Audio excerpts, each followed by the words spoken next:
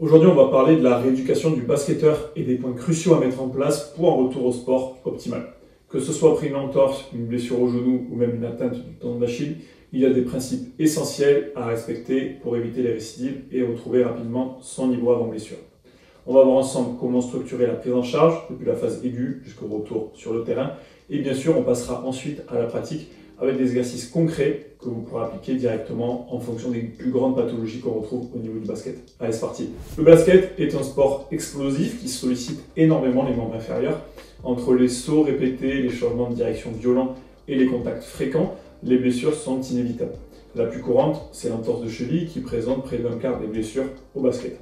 Mais on retrouve aussi des atteintes au niveau du genou, notamment la tendinopathie rotulienne, et les lésions ligamentaires comme la rupture du ligament croisé antérieur. Et puis il y a le tendon d'Achille qui peut être mis à rude épreuve et aller jusqu'à la rupture, la tendinopathie jusqu'à la rupture, ce qui demande une rééducation longue et minutieuse. L'objectif principal d'une bonne prise en charge, ce n'est pas seulement de soigner la blessure, c'est aussi de prévenir les récidives. Parce qu'un joueur qui se blesse une fois a de fortes chances de se blesser à nouveau s'il ne suit pas un protocole adapté. On commence avec l'entorse de cheville qui est la blessure la plus fréquente sur un parquet. Dans la phase aiguë, la priorité c'est de contrôler l'inflammation et de gérer la douleur. Contrairement à ce qu'on faisait avant avec un repos total, on encourage aujourd'hui une mise en charge progressive dès que possible, car c'est ce qui va favoriser la meilleure récupération. Très vite, il faut intégrer un travail de proprioception et de renforcement musculaire, notamment sur les stabilisateurs de la cheville et du pied. Pourquoi? Parce qu'une entorse mal rééduquée, c'est une cheville instable, et une cheville instable, c'est un joueur qui va se blesser à répétition et avoir une instabilité chronique. Une fois la douleur maîtrisée et la stabilité retrouvée, on passe à des exercices plus dynamiques, des courses en ligne droite, des sauts, des appuis unilatéraux, puis des simulations de mouvements spécifiques au basket. Le genou est une autre zone à risque pour les basketteurs. La tendinopathie rotulienne, aussi appelée jumper knee, le genou du sauteur, est très fréquente à cause des sauts répétés et des sollicitations excessives du tendon. La clé ici, c'est d'adapter la charge d'entraînement pour éviter la surcharge tendineuse. On va travailler en priorité sur du renforcement excentrique, lourd, lent, qui permet d'améliorer la tolérance du tendon aux contraintes. Pour les blessures plus graves, comme la rupture du ligament croisé antérieur, la rééducation est évidemment bien plus longue. L'accent doit être mis sur le renforcement musculaire de la cheville postérieure, sur la stabilisation du bassin et du tronc, et sur la reprise progressive des appuis et des mouvements de pivot. On ne parle pas juste de récupérer du muscle, mais de réapprendre au corps à gérer les contraintes du basket pour éviter un nouveau traumatisme. Dans cette vidéo-là, on ne va pas parler de cette blessure, parce qu'évidemment, elle est extrêmement longue, la rééducation. Elle est généralement sur 9 à 10 mois, donc forcément, on ne va pas en parler, on parlera uniquement de la tendinopathie du tendon rotulien. Le tendon d'Achille est une structure extrêmement sollicitée en basket, notamment lors des phases de propulsion et de réception de saut. Une tendinopathie mal prise en charge peut dégénérer et conduire à une rupture, ce qui est une catastrophe pour un athlète de haut niveau. Dans les cas de simple tendinopathie, on mise sur du renforcement excentrique progressif et un travail de mobilité de la cheville, un petit peu comme la tendinopathie rotulienne. On doit aussi s'assurer que toute chaîne musculaire fonctionne correctement, car souvent, une surcharge du tendon d'Achille est liée à des déficits ailleurs, notamment au niveau des ischios, du tronc ou des hanches. Dans le cas d'une rupture opérée, la rééducation elle est beaucoup plus longue, comme un ligament croisé antérieur, même un peu plus long, et la mise en charge elle est progressive et se fait d'abord avec un appui partiel avant de réintroduire des exercices de renforcement musculaire et de proprioception. Ensuite, on réintroduit des exercices fonctionnels et spécifiques au basket en augmentant progressivement l'intensité. Tout comme le ligament croisé antérieur, on ne va pas parler de cette rééducation-là, on a déjà des articles dessus, des vidéos dessus, parce qu'elle serait vraiment beaucoup trop longue. On parlera uniquement de la tendinopathie d'Achille, mais les exos se ressemblent un petit peu à un moment donné. On l'a dit, mais au-delà de la rééducation, il y a un énorme travail de prévention à faire pour limiter le risque de blessure. Ça passe par plusieurs axes. D'abord, le renforcement musculaire ciblé, notamment au niveau de la chaîne postérieure et des muscles stabilisateurs du tronc. Ensuite, on a un travail de proprioception assez régulier à faire parce que plus un joueur est capable de contrôler ses appuis et ses mouvements dans l'espace, moins il a de chances de se blesser. Enfin, la gestion de la charge d'entraînement est primordiale. Trop de volume, trop de variations brutales augmente le risque de surcharge et donc de blessure. Un autre point essentiel, c'est la mobilité. Trop souvent, les basketteurs ont des restrictions au niveau de la mobilité de cheville, de hanche ou du dos, ce qui les empêche d'absorber correctement les impacts et créer des compensations qui favorisent les blessures. Maintenant qu'on a vu la théorie, on passe à la pratique. Je vais vous montrer directement au cabinet quels sont les exercices à mettre en place selon la blessure que ce soit pour récupérer d'une entorse de cheville, renforcer un tendon d'Achille ou prévenir des douleurs au genou. On va voir ensemble les mouvements clés intégrés pour une rééducation et une prévention efficace. Allez, on y va. C'est parti pour cette partie rééducation des basketteurs. On va voir 2 exos, mes exos favoris pour les tendinopathies d'Achille, essayer de prévenir un petit peu cette pathologie. 2 exos pour les tendinopathies rotuliennes et 2 exos pour prévenir les entorses de cheville. Ça serait très prétentieux de dire d'arriver à éviter toutes ces pathologies avec seulement 2 exercices, d'accord? Seulement, j'ai choisi 2 exercices qui marchent très bien en rééducation pour ces pathologies. Donc c'est parti, on part pour les tendinopathies d'Achille. Pour les tendinopathies d'Achille, ça va être assez simple. Un tendon d'Achille, c'est un triceps sural, c'est un mollet, un solaire. Ça sert à faire ça.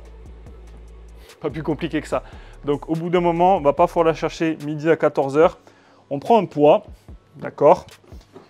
On se met en bord de step et on vient réaliser des montées sur pointe. Rien ne sert d'aller trop loin là en bas au début.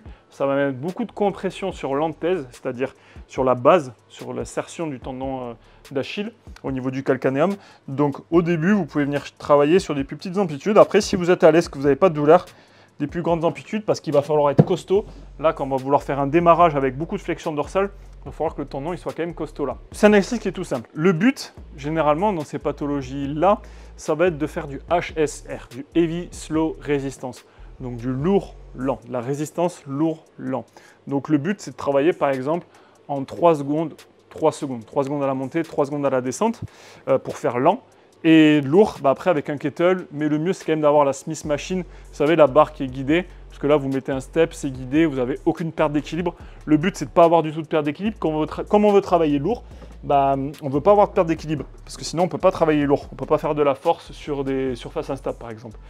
Donc là on veut être très stable, avoir la main qui nous tient. Hop, 1, 2, 3, 1, 2, 3. Donc après sur ce tempo là de 3-3, justement, c'est pratique parce qu'on va quand même mettre moins lourd que sur des choses où on va faire très rapide, d'accord, très explosif. Donc quand même avec un kettle de 20 kg, si on arrive à en prendre 2, ça commence à être très lourd. Pour rajouter, pour complexifier encore un petit peu plus, cette méthode-là, ce qui est pas mal, c'est de télécharger une application de métronome. Vous savez, le métronome, clic, clac. Vous mettez en 1 seconde, donc 60 BPM, et un tempo de 3, 3. Okay, le fait d'avoir ce tempo-là, d'accord, ça s'appelle le TNT, Tendon Neuroplastic Training, c'est du travail neuroplastique. Donc en même temps de rajouter un métronome, donc un facteur visuel ou auditif, en fonction de si vous voyez le métronome faire les 3 coups, les 3 battements pour monter et les 3 battements pour descendre, ou auditif si vous entendez le clac, clac, clac 3 fois. Ça va nous permettre d'avoir une meilleure contraction au niveau du mollet, une meilleure synthèse également des fibres de collagène au niveau du tendon, dû à cette meilleure contraction au final du mollet. Voilà, vous avez toutes les méthodes. C'est un exercice qui est simple, mais on peut venir un petit peu le complexifier, un petit peu l'améliorer avec le HSR, avec le TNT. On a fait des articles sur NeuroXtrain, n'hésitez pas à aller voir sur le site web. Et puis après, on peut faire un petit peu de plio, de la plio douce. Okay, si on est en pleine saison, qu'on a déjà beaucoup de matchs, beaucoup d'entraînement, ça sert peut-être à rien de faire de la grosse plio, de se rajouter encore de la charge de travail. Ici, on peut venir faire, hop, des petits battements, tac. Ok, ou alors la même chose avec des petits pogos. Hop, je fais varier l'intensité. D'accord? Tout ça, ça va être super intéressant. Donc du renfort, de la plio douce, des petits allers-retours ici et ici. Tout ça, ça va nous faire une bonne base pour prévenir ces tendinopathies d'Achille. Mais ça va surtout se passer au niveau du renfort déjà de base. Si vous faites du basket, les sauts, la pliométrie, vous en faites déjà beaucoup en saison. Ça peut être intéressant l'été, mais en saison, généralement, on fait surtout du renfort. C'est parti les 2 exos pour la tendinopathie rotulienne. Ça va être vite et efficace. Un step, un élastique, d'accord? Faire le pied droit pour que vous voyez bien. Donc, élastique ici, je suis au bord du step, et moi, je vais venir réaliser des petits squats en bord de step, juste ici, ok? Quel va être l'intérêt de cet élastique? L'intérêt, ça va être de quand je vais être tout là-haut, ici, d'accord? Ça va venir contracter fort mon quadriceps, d'accord? Donc en fait, dans cette zone-là, de base, si je fais un squat par exemple avec cette jambe, dans cette zone-là, j'ai aucune tension de base. Je ne travaille pas du tout, ok, mon quadriceps. Et bien en fait, ici, avec l'élastique, cette zone-là, elle va être intéressante, même si de base, elle ne nous sert pas à grand-chose. Et en fait, ce qui va être intéressant, pourquoi cette zone-là? Parce que généralement, ici, quand on a une tendinopathie rotulienne, c'est vraiment la zone la moins douloureuse. En fait, le début. C'est généralement la fin, ici, quand on va avoir beaucoup de compression là, au niveau du tendon rotulien, notamment au niveau de la tubérosité tibiale antérieure ou au niveau du bas de la rotule. Mais en fait, avec cet élastique, tac. Je vais pouvoir travailler sur une plus petite amplitude. Je ne suis pas obligé de faire un squat très profond. Juste venir toucher le talon, pardon. Et là, en fait, ça vient vraiment chauffer. D'accord? Donc voilà, pas la peine de parler beaucoup plus. Hein. Exo simple, exo très efficace. On passe au deuxième. Mon exo préféré, le Spanish squat. Donc juste ici, j'ai ma sangle en dessous des mollets. Si vous n'avez pas ça, ben en fait, un élastique très gros, très épais. Hein. Vraiment très gros comme ça. Parce qu'il faut vraiment se sentir bien maintenu. Mais là, les sangles, en fait, elles sont très rigides. Mais voilà, il faut mettre le max de rigidité dans l'élastique. Et le but, ici, ça va être de réaliser... Hop. Comme des squats, sauf qu'en fait, j'ai aucun déplacement vers l'avant de mon genou. Quand je descends, vous voyez, mon genou, il est là. Et je remonte. Je descends. Et je remonte. Et là, le quadriceps, il flambe vraiment très fort. Et ce qui est très bien, c'est pour les syndromes fémoro-patellaires ou pour les tendinopathies rotuliennes, comme j'ai pas ce genou qui avance vraiment vers l'avant, j'ai très peu de compression là au niveau de la rotule et du tendon.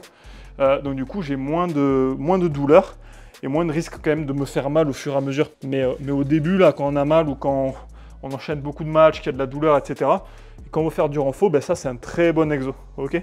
Là, je viens de tendre les jambes, je fléchis. Et là, c'est le fait de pousser, de tendre les jambes contre les sangles qui me fait remonter. C'est pas comme un squat où je pousse dans le sol. Ça, vraiment, c'est mon exercice préféré pour les tendinopathies rotuliennes. C'est parti pour les entorses de cheville. Bon, quand on parle d'entorse, moi là, je vous parle des entorses, des ligaments externes de la cheville, donc juste ici, là, en inversion, comme ça. D'accord?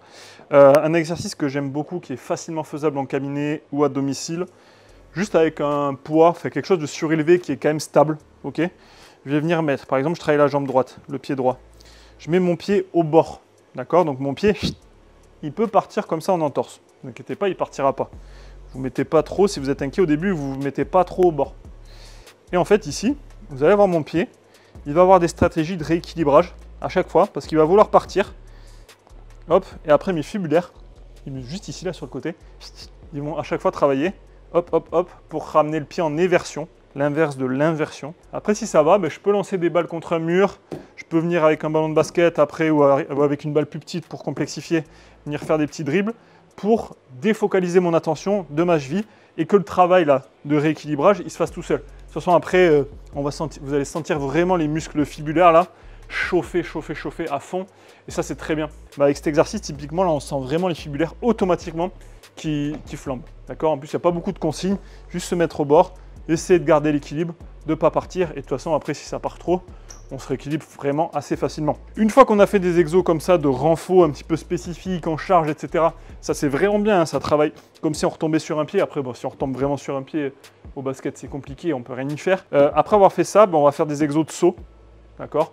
En fait, tout ce qui va être, j'enlève le poids, mais tous les sauts latéraux. Ça va vraiment bien travailler la cheville. Ok? Avant-arrière. Sauts latéraux, même chose, avec une balle. D'accord? Sauts latéraux, où je viens lancer la balle, boum, boum. Boum, boum. Vraiment essayer de faire varier ça, d'accord? Juste venir sur le plate, redescendre, d'accord? Je peux lancer, tac, tac, venir l'attraper. Donc vraiment, ça va être tous ces sauts latéraux, tout simplement.